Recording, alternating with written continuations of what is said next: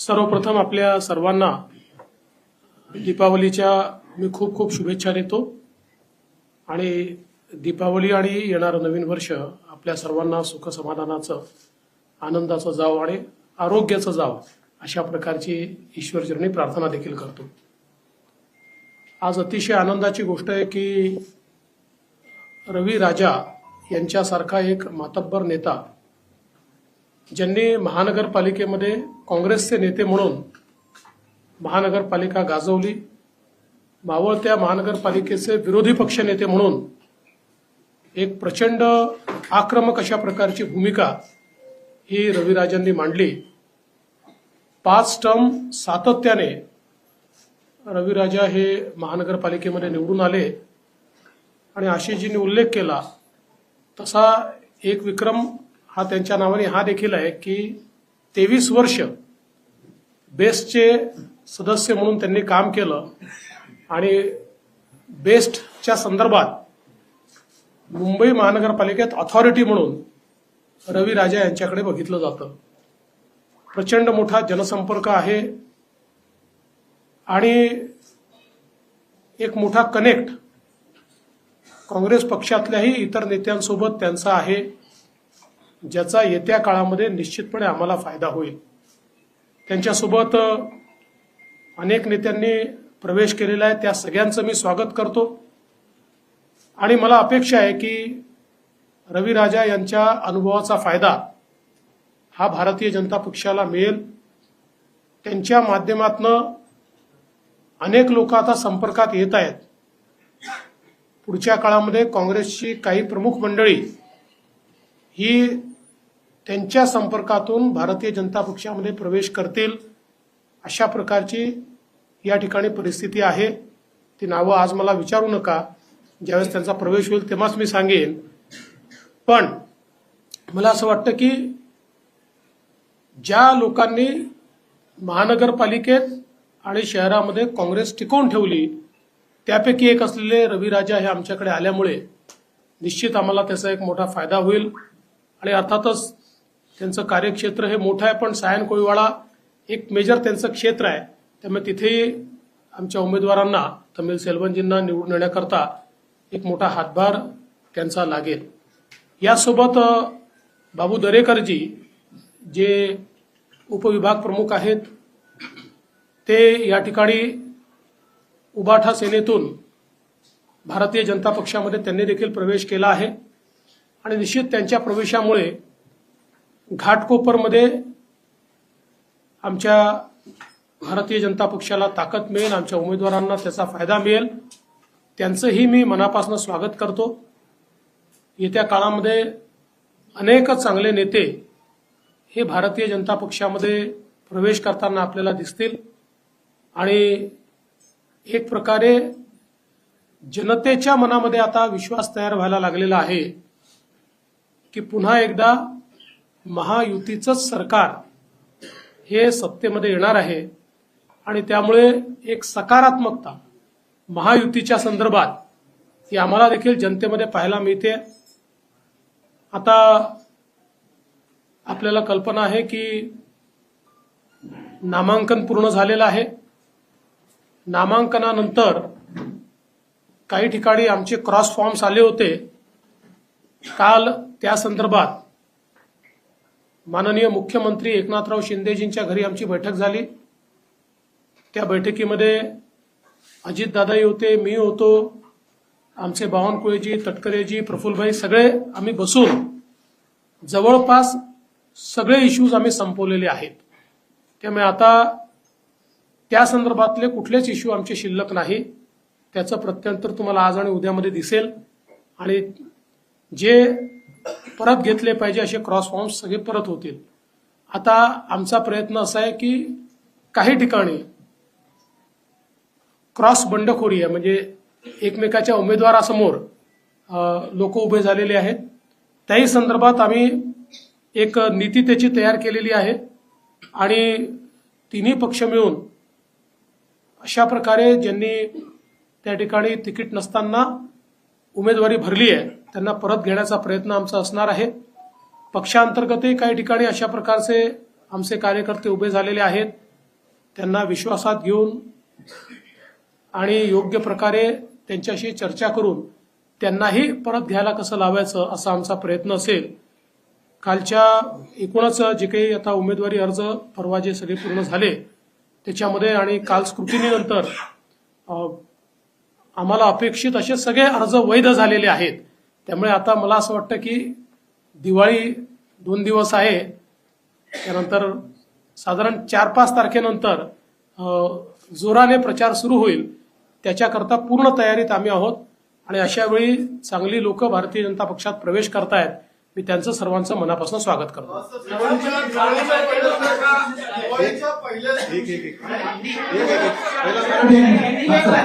पहिले मराठी मग हिंदी. आपण शांततेने घेतलं सगळे प्रश्न घेऊ. 1 मिनिट जरा शांतता.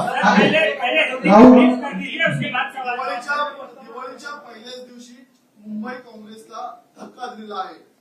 येणाऱ्या काळामध्ये आणखी काही दिवसामध्ये काँग्रेसच्या प्रदेश नेतृत्वामध्ये काही धक्का मिळू शकतो का? असं काय पाहायला मिळू शकतं का? तुम्ही काय सूचक विधान केलं? येणाऱ्या काळात आणखी काय पक्षप्रवेश होऊ शकतात?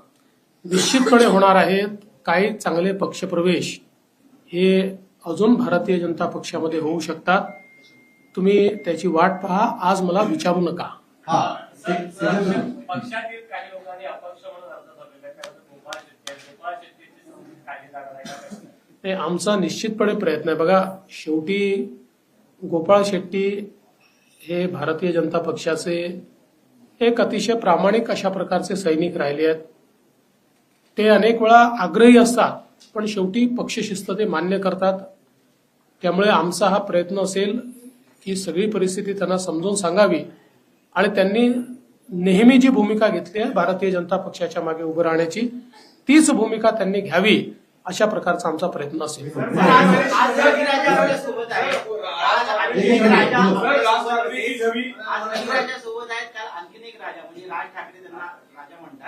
ते सुद्धा सोबत होते. ते म्हणाले की लवकरच महाविकास आघाडी नाही तर महायुतीचं आणि भाजपचं सरकार आहे, भाजपचाच मुख्यमंत्री होईल. इशारा तुमच्याकडे होता. कसं पाहता? असं आहे, मी त्यांचा आभारी आहे. त्यांच्या शुभेच्छा मी या ठिकाणी आभाराने स्वीकारतो. पण महायुतीचं सरकार येणार, भाजपचं नाही, आणि महायुतीचा मुख्यमंत्री होणार ही काळ्या दगडावरची पांढरी रेख. विधानसभेमध्ये आपण जर पाहिलं तर सरदार सावंत यांनी फॉर्म महायुतीतून भरलेला आहे. तर तिकडे अमित ठाकरे सुद्धा उभे आहेत. भाजप म्हणते की अमित ठाकरे मदत करणार. मग महायुतीला त्या उमेदवाराला मदत असं आहे, अजून आमची सगळी बोलणी चाललेली आहे. सीएम साहेब, राज ठाकरेजी, मी आहे, आशिष शेलारजी आहे. आमचा प्रयत्न आहे अजूनही की मार्ग असा निघावा की ज्यातनं आम्ही सगळे एकत्रित राहिलो पाहिजे. हा प्रयत्न अजून चाललेला आहे. विनोद ठाकरेजी सगळी उत्तरवादी विरोधी आहे. तुम्ही त्यांना उघडपणे समर्थन देत आहे आणि त्यांच्या समर्थन पण घेत आहे. त्यामुळे भाजप उत्तर भारतीय वोट भाजपवर नाराज होणार नाही का? एक. आणि दुसरं, तर तुम्ही कोऑर्डिनेशन कमिटी बनवली होती तरी पण महायुतीमध्ये बंडखोरी का झाली? पहिल्या प्रश्नाचं उत्तर असं आहे की आपण जो प्रश्न विचारला त्याचं उत्तर हे मागच्याच लोकसभेच्या वेळी मी दिलेलं आहे की आता राज ठाकरे यांनी व्यापक हिंदुत्वाची भूमिका घेतलेली आहे. बघा, क्षेत्रीय अस्मिता जी असते हिला भाजपचं नेहमीच समर्थन राहिलंय, पण त्याच्यासोबत क्षेत्रीय अस्मितेसोबत एक राष्ट्रीय अस्मिता आहे, तिचा स्वीकार होणं हे महत्वाचं असतं. ती राष्ट्रीय अस्मिता म्हणजेच हिंदुत्व हे राज ठाकरेंनी स्वीकारलेलं आहे आणि म्हणून मला याच्यामध्ये कुठलाच प्रश्न वाटत नाही. दुसरं काय विचारलं तुम्ही? नाही, ते ठीक आहे. अरे बाबा, कोऑर्डिनेशन कमिटीने जर लोक बसले असते तर कोऑर्डिनेशन कमिट्याच तयार केल्या असत्या. कोऑर्डिनेशन कमिटी एक विषय असतो. आता तुम्ही मला सांगा की 288 मतदारसंघात 8-10 मतदारसंघामध्ये प्रॉब्लेम झाले, म्हणजे किती कोऑर्डिनेशन झालं बघा ना. त्यांचं तर अजून समजलंच नाहीये महाविकास आघाडीचं नेमकं काय झालंय. तुम्हाला कळलंय का? कळलं असेल तर मला नंतर समजावून सांगा. दिवाली के दिन ही पहला पटाखा आपने यहाँ सुबह सुबह जलाया है. क्या ये लगातार चुनाव तक रहेगा क्या? पहला. दूसरा सवाल ये है कि जिस तरीके से बगावती तेवर अलग अलग जगहों पर दिख रहे हैं, उसके लिए बीजेपी और महायुति कितना प्रयत्न कर रही? कल रात आपकी मीटिंग नहीं हुई. मुझे इस बात की बहुत खुशी है कि कांग्रेस पार्टी के 5 बार कॉरपोरेटर रहे और विपक्ष के नेता रहे ऐसे एक बहुत ही कद्दावर नेता रवि राजा जी ने आज भारतीय जनता पार्टी में प्रवेश किया है। उनके साथ कई प्रमुख पदाधिकारियों ने भी भारतीय जनता पार्टी में प्रवेश किया है। मैं रवि राजा जी का बहुत स्वागत करता हूं, उनके साथ आए सभी पदाधिकारियों का स्वागत करता हूं। साथ में उबाठा सेना से बाबू दरेकर जी ने भी प्रवेश किया है, मैं उनका भी बहुत बहुत स्वागत करता हूं। और ऐसे पटाखे चलते ही रहेंगे। जो आपने सवाल किया उस पर मैं इतना ही कहना चाहता हूं, अभी रवि राजा जी के ही संपर्क में कई लोग हैं जिनसे उन्होंने मेरी बात करवाई है, जिनमें से कुछ लोग बहुत प्रमुख लोग हैं। ऐसे लोग भी और अन्य लोग भी आने वाले दिनों में बीजेपी में आते हुए आपको दिखाई पड़ेंगे। विनय, और जहां तक बागियों का सवाल है, तीनों पार्टियों ने बैठकर जहां क्रॉस फॉर्म आए थे उस पर हम लोगों ने जो प्रॉब्लम है उसको सॉल्व किया है। अब बागियों के ऊपर भी प्रयास चल रहा है। मुझे विश्वास है कि हम लोग सबको मना लेंगे और फॉर्म वापिस लेंगे। पटाखों की बात हुई, इसके लिए हमारे पटाखे पर्यावरण पूरक होंगे। हाँ,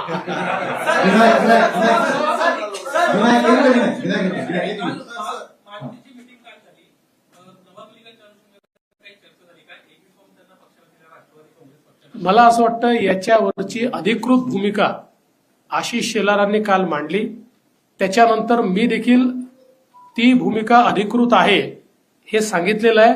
त्यामुळे आता याच्यावर पुन्हा पुन्हा चर्चा करून काही फायदा नाही।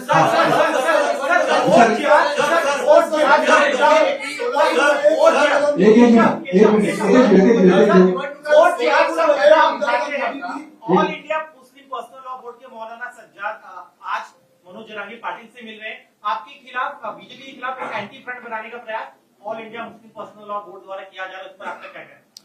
देखिए, डेमोक्रेसी है, लोकतंत्र है। लोकतंत्र में जिसको फ्रंट बनाना है बनाए, जिसको बैक बनाना है बनाए, जिसको जो बनाना है बनाए। सवाल ये उठता है कि महाराष्ट्र की जनता किसका साथ देने वाली है।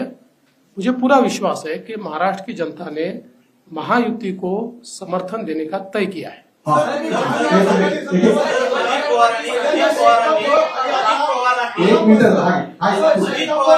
अजित पवारांनी तासगावमध्ये फार मोठं वक्तव्य केलं।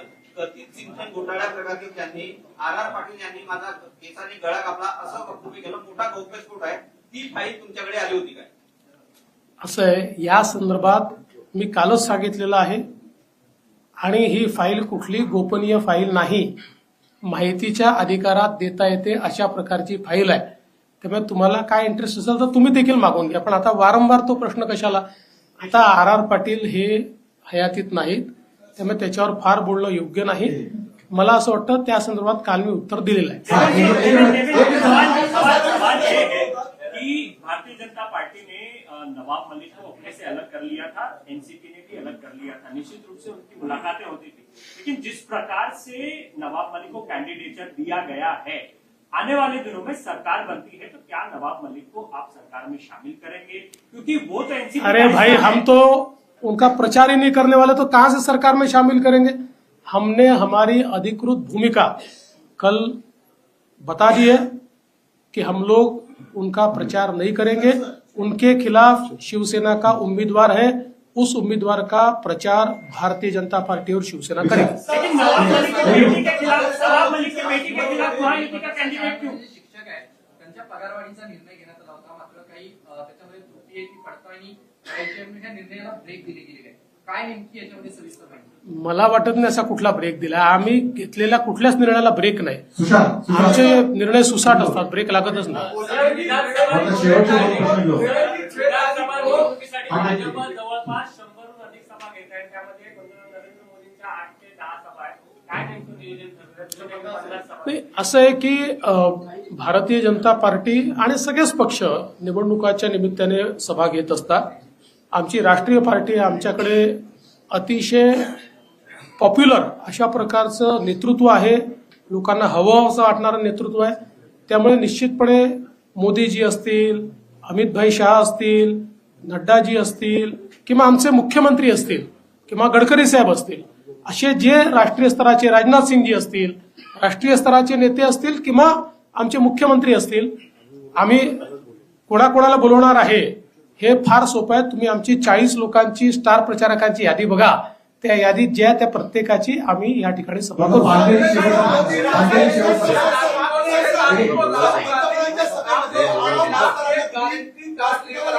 क्या? 6 तारीख को राहुल गांधी मुंबई में गारंटी कार्ड लॉन्च कर रहे हैं और महायुति को के गारंटी कार्ड जो भी है जो योजनाएं चल रही है उसके ऊपर सीट करके एक्स्ट्रा बहुत सारी चीजें लेकर ऐसा कांग्रेस दावा कर रही है.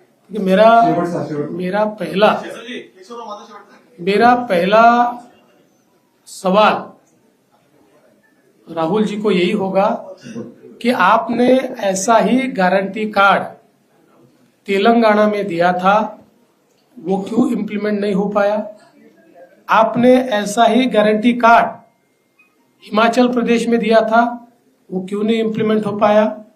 आपका गारंटी कार्ड ये राजस्थान में और छत्तीसगढ़ में फेल हो गया, इसलिए लोगों ने आपको फेल कर दिया. तो ये गारंटी कार्ड का ढकोसला लेकर जो वो आ रहे हैं उसकी क्रेडिबिलिटी झिरो है. काँग्रेसने कट केलेला आहे. मोदींच्या व्यासपीठावरती ते दिसलेले होते. तुम्ही मोठा कार्यक्रम घेतलेला होता घराच्या चावी वाटपासंदर्भात. आधी शेकापचे जयंत पाटील, आता डाव्या पक्षातील आडम मास्तर. महायुती अशा लोकांना संधी देणार का, जवळ करणार का? आडम मास्तरांना चांगले लोक कोण आहेत आणि वाईट कोण आहेत याची ओळखच पटली नाही. ते आमच्या विरोधी विचाराचे असताना देखील गरीबाला घर दिलं पाहिजे म्हणून 30,000 घरं आम्ही त्यांच्या संस्थेच्या मार्फत बांधून दिली. 30,000 घरं. आणि आउट ऑफ द वे जाऊन गरीबाकरता त्याला ऍडिशनल पैसा देणं, त्या ठिकाणी सोयी करणं, या सगळ्या गोष्टी आम्ही केल्या. तरी देखील लोकसभेच्या वेळी त्यांना काँग्रेसने चॉकलेट दिलं, ते काँग्रेस सोबत गेले.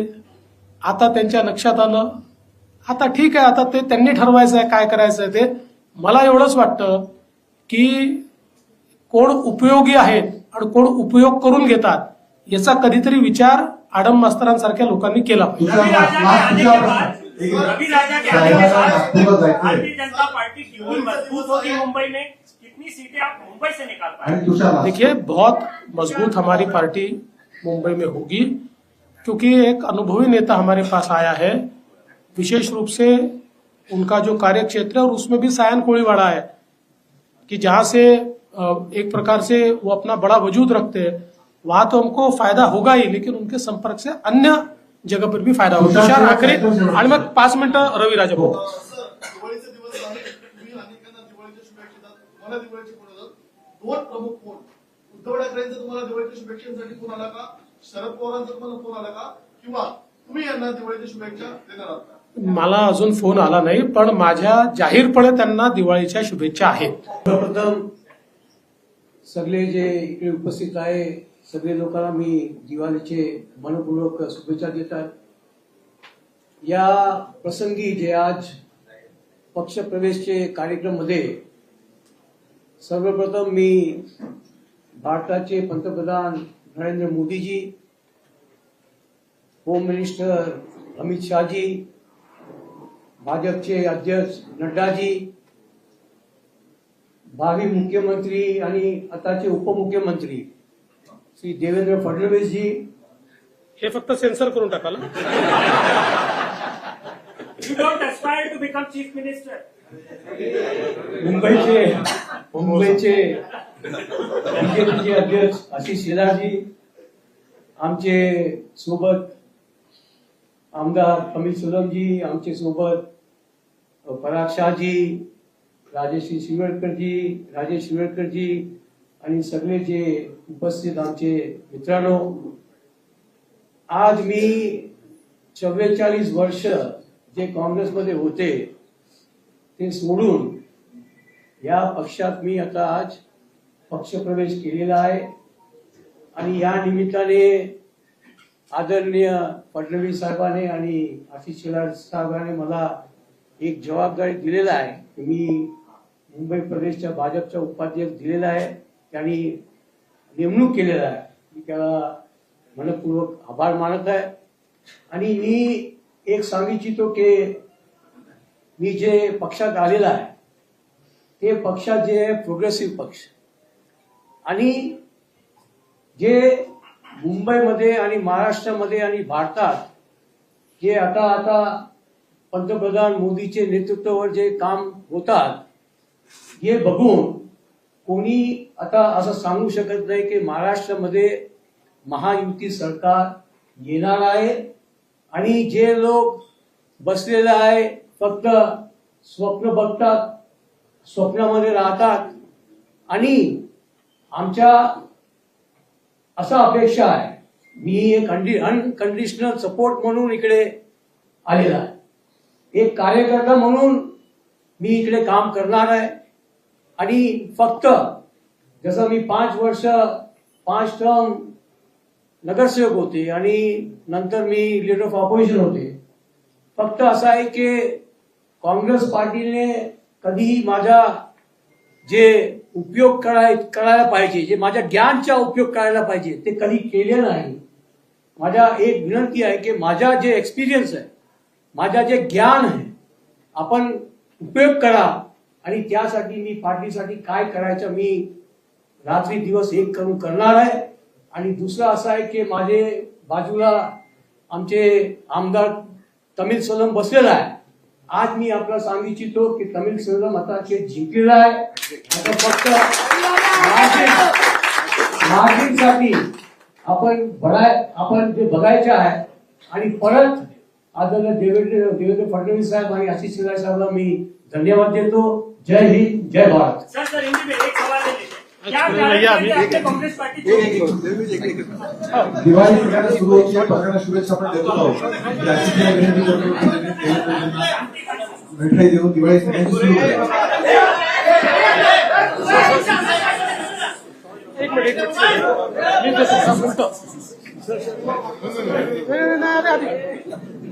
दिवाळी